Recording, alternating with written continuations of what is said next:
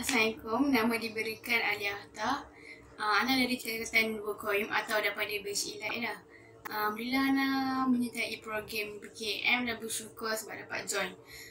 Okey, sekarang ni Ana akan terangkan tajuk yang Ana dapat. Okey, bismillah. Okey, tajuk yang Ana dapat iaitu ada pergaulan. Tema ketiga. Okey. Ada pergaulan ni, maksudnya pergaulan antara lelaki dan perempuan yang ajnabi lah di satu tempat yang ini betul berlaku interaksi dalam bentuk perbuatan di antara seseorang dengan yang lain. Okey. Lepas tu kita balik kepada hadis pula. Hadis Nabi SAW bersabda, siapa yang beriman dengan Allah dan hari kiamat, maka tekanlah yang baik ataupun hendaklah dia diam. Okey. Pasal Ana akan dapat soalan dia suruh raikan.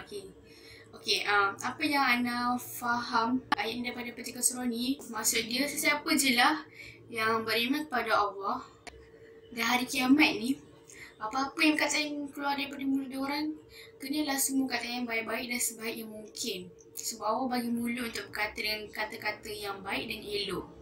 So, functionlah kita, mulut kita cara semua kan.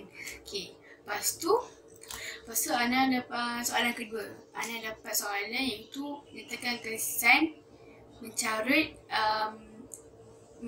pada anda dan rakan sekeliling anda. Okey, budaya mencarut ni bukan benda yang baru tau. Bahkan dari zaman dulu lagi dah wujud mencarut ni.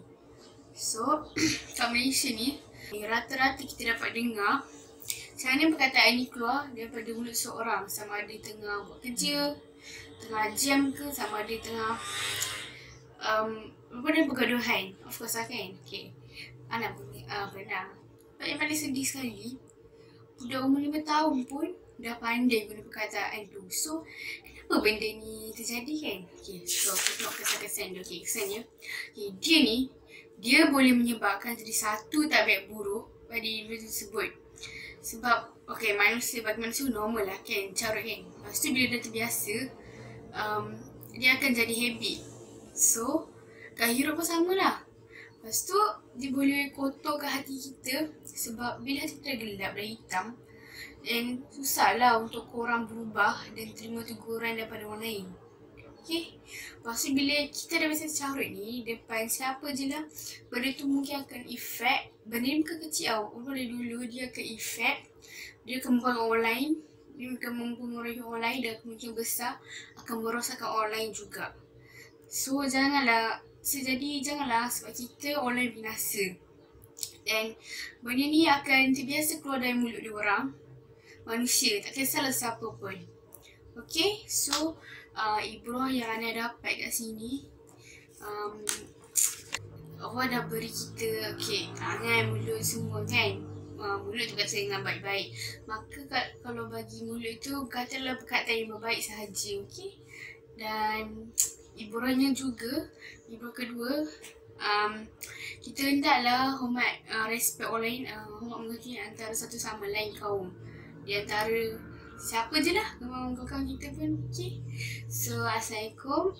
Sampai sini saja yang video untuk KM. Okay, so doalah Ana dapat ke tak. Kalau tak dapat pun tak apa. So, bye.